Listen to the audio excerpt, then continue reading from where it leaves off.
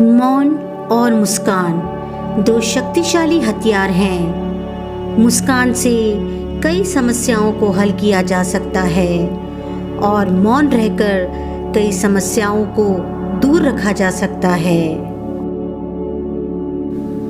मौन रहना एक साधना है, पर सोच समझकर बोलना एक कला है। मौन वह नींद है जो ज्ञान को पोषित करती है। मौन की भाषा सबसे प्रभावी भाषा है, पर व्यक्ति इसका इस्तेमाल बहुत कम करता है। मौन की ताकत को कभी कम मत समझो।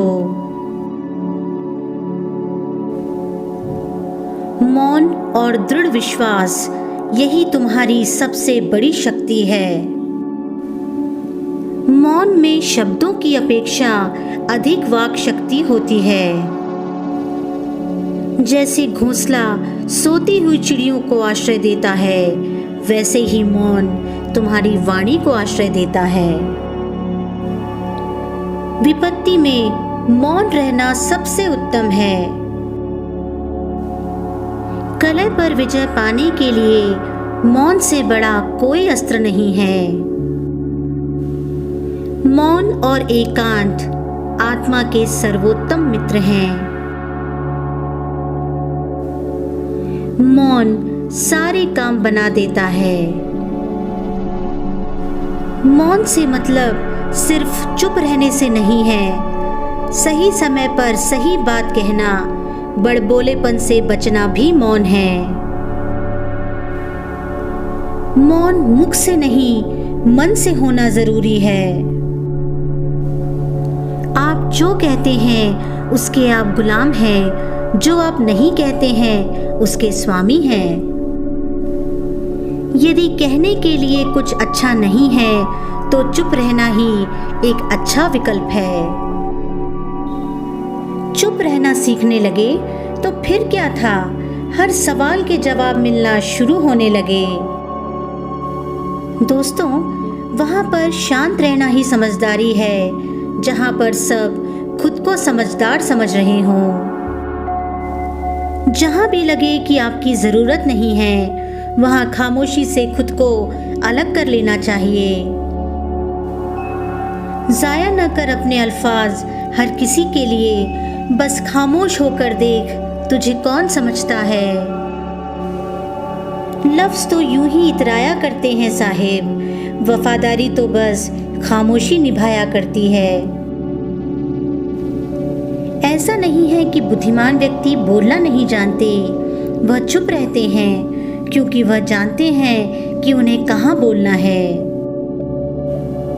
कई बार चुप रहना बुज़दिली नहीं, बल्कि समझदारी और वक्त का तकाजा होता है। खामोशी का मतलब लिहाज भी होता है, पर कुछ लोग इसे कमजोरी समझ लेते हैं।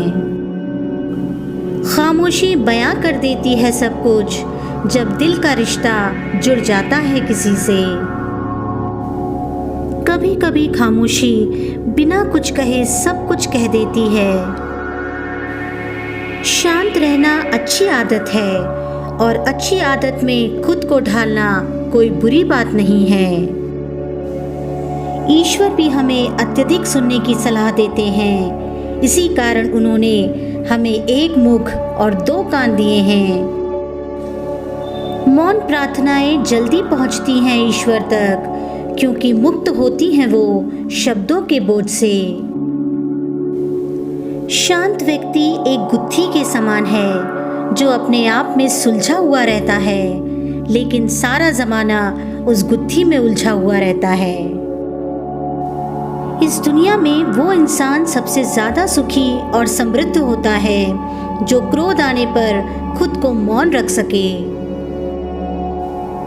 मौन क्रोध का दमन करने में व्यक्ति की जितनी सहायता करता है, उतना अन्य कोई नहीं कर सकता। कभी कभी शांत रह जाने से ही शांति प्राप्त हो जाती है।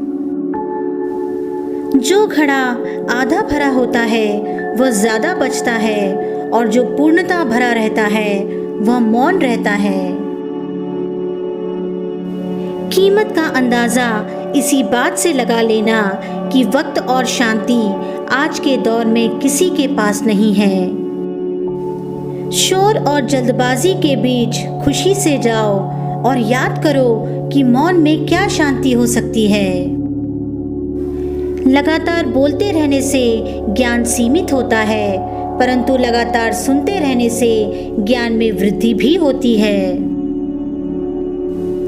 पानी सा शांत व्यक्ति अपने भीतर ज्ञान और अच्छे विचारों की सुनामी लिए बैठा होता है।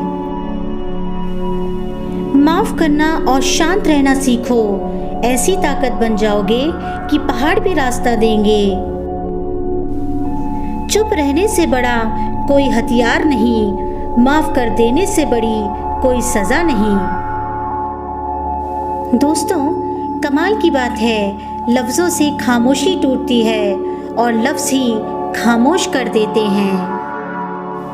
जो आपकी खामोशी से आपकी तकलीफ़ का अंदाज़ा ना कर सके, उसके सामने तकलीफ़ का ज़ुबान से इजहार करना सिर्फ लफ्ज़ों को ज़ाया करना है। दबे होठों को बनाया है सहारा अपना, सुना है कम बोलने से बहुत मसले सुलझ जाते हैं।